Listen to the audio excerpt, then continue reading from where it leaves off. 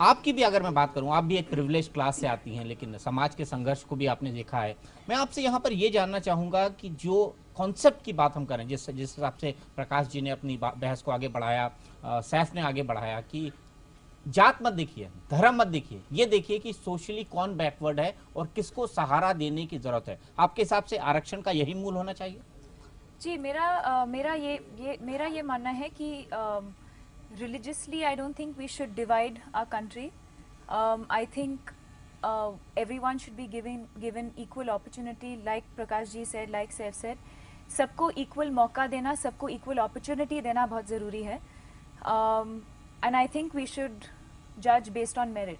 मनोज, यहाँ पर मैं आपको जोड़ना चाहूँगा, दीपिका की बात से कई सारे लोग इत्तेफाक रखते हैं। यहाँ पर मैं आपको जोड़ना चाहूँगा, आप बिहार जैसे स्टेट से आते हैं। बिहार के बारे में हमेशा कहा जाता है कि सामाजिक तौर पे पिछड़ा हुआ है, बीमारू राज्य है। अब कुछ वहाँ पर भी डेवलपमेंट दिखाई दे रहा है। नीतीश कुमार जब से आए हैं, मैंने पिछले 5 साल 7 साल के अंदर बदलाव देखा। मैं आपसे जानना चाहूँगा, ये जो कास्ट डिवीज़न है या ये जो धर्म डिवीज़न है, जब आप बिहार के अपने गाँव में रहते हैं, तो इस पर हम चूंकि एक इंटेलेक्चुअल समाज में बैठे हैं, तो बड़ा ऑनर डिस्कशन चल रहा है हमारे बीच, प्रिविलेज डिस्कशन चल रहा है। लेकिन वाकई हम जब जमीन में जाते हैं तो हमको कितनी दूरी देखने को मिलती है?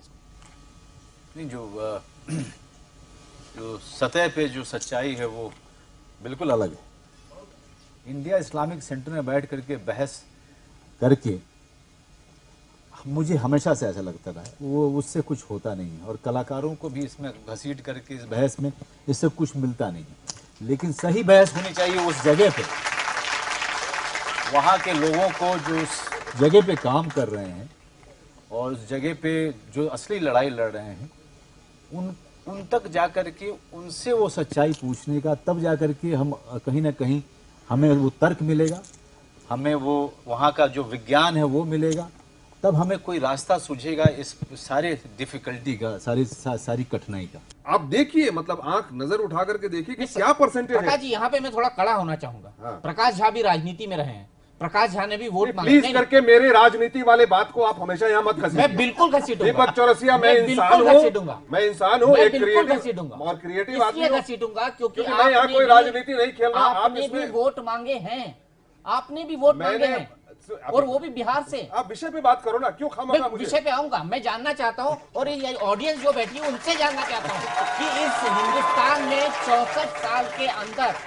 राजनेताओं ने मुस्लिम वोटों का कितना दोहन किया?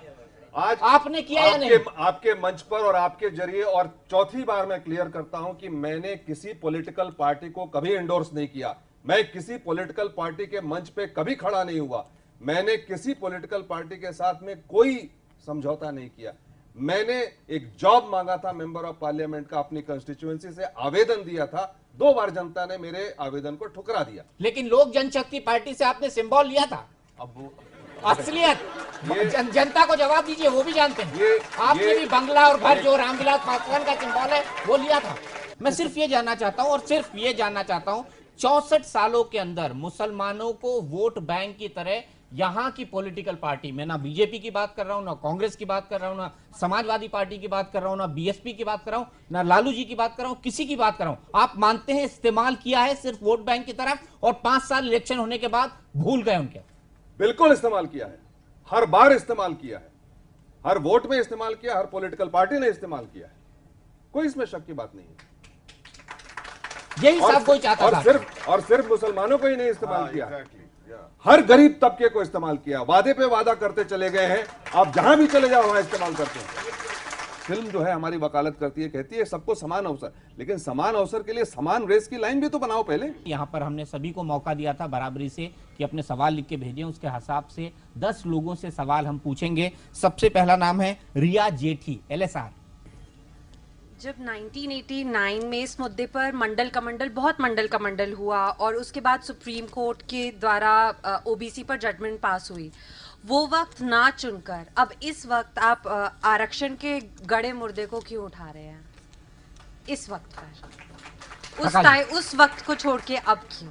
नहीं, बहुत अच्छा सवाल है आपका, लेकिन मुझे थोड़ी आपकी नादानी पे तकलीफ हो रही है कि आप इसको गड़ा मुर्दा कह रही हैं। ये मुर्दा कभी गड़ा नहीं, ये मुर्दा खड़ा है, और ये गड़ेगा उसी दिन जिस दिन भारत का समाज जाति रहित हो जाएगा,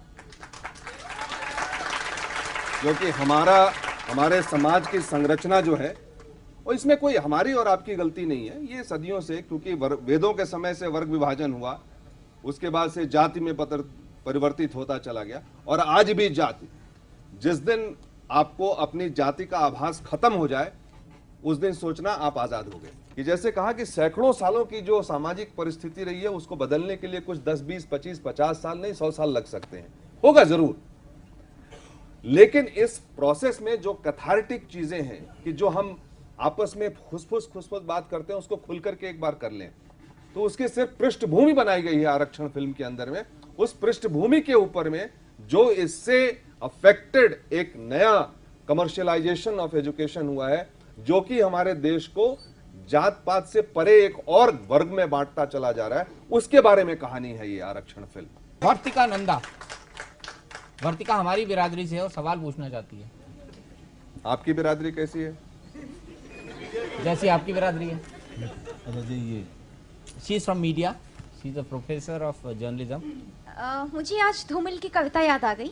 धूमिल किसकी? जहाँ कहते हैं धूमिल, जब वो ये कहते हैं कि एक आदमी रोटी बेलता है, एक आदमी रोटी खाता है, तीसरा आदमी रोटी से खेलता है। ये तीसरा आदमी जो रोटी से खेलता है, ये तीसरा आदमी कौन है? इस पर इस देश की संसद मौन है। मुझे लगता है देश की संसद हमेशा से मौन रही। और मेरा सवाल ये है कि धर्म अफीम का काम करता है, धर्म कंफ्यूज करने का काम करता है, धर्म परेशान करने का काम करता है, धर्म विवाद का काम करता है, पर धर्म पेट कभी नहीं भरता। मैं आपसे जानना ये चाहती हूँ, धर्म पर फिल्में बहुत बनी, हमेशा बनी, तो धर्म के जरिए क्या जो बॉलीवुड है रोटी से खेलता है, रोटी को बेलता है, रोटी को खाता है, या रोटी को बदलना चाहता है? फिल्म इंडस्ट्री में ऐसा मानता हूँ कि एक ऐसी जगह जहाँ कभी भी भेदभाव नहीं हुआ है, जात पात का बंधन कभी नहीं रहा। और बहुत सारे उदाहरण हैं हमारे पूरे इतिहास में फिल्म के, कभी भी ऊंच नीच नहीं हुआ है। रोटी बेलने की बात नहीं आए तो खाने खेलने उसकी सवाल ही नहीं उठता है, कभी भी ऐसा नहीं हुआ है और आज तक नहीं हुआ। और मैं ऐसा मानता हूँ कि मैं अपने आप को बहुत भाग्यशाली, और मुझे बड़ा गर्व है कि मैं इस इंडस्ट्री से संबंधित हूँ जहाँ इस तरह का भेदभाव नहीं है। और कई बार मैं इसका उदाहरण देता हूँ कि शायद विश्व भर में कोई ऐसी संस्था बची नहीं है जिस तरह की फिल्म इंडस्ट्री है। आप जब सिनेमा घर में बैठते हैं, जैसे यहाँ बैठे हुए हैं, तो आप कभी नहीं पूछते कि हमारे बगल में मुसलमान बैठा है या हिंदू बैठा है या सिख बैठा है या ईसाई, लेकिन आप एक ही फिल्म देखते हैं, एक ही गाने को गाते हैं, एक ही जगह पर आप हंसते हैं और एक ही इमोशन के साथ आप रोते हैं, एक ही कमरे के अंदर बैठ करके, एक ही कमरे के अंदर बैठ करके आपको इस तरह का उदाहरण शायद विश्व भर में कहीं नहीं मिलेगा। तो मैं ऐसा मानता हूं कि भारतीय फिल्म इंडस्ट्री समाज को जोड़ती है, इंटीग्रेट करती है, बजाय उसको बिखराए। बहुत बहुत शुक्रिया प्रकाश जी, बहुत बहुत शुक्रिया अमित साहब, प्रतीक, अंजुम, सैफ, दीपिका, मनोज जी। जाते जाते मैं सिर्फ एक लाइन आपको कहना चाहूंगा, और वो लाइन ये है कि धूप में निकलो, घटाओं में नहाकर देखो, जिंदगी क्या है किताबों को हटाकर देखो। मुझे लगता है कि इस मुद्दे पर बहस भी होनी चाहिए, समाज में चिंतन भी होना चाहिए, और 2020 पे जब हम आगे बढ़े तो शायद आरक्षण नहीं, विकास अगला मुद्दा होना चाहिए जिस पे प्रकाश झा साहब फिल्म बनाए।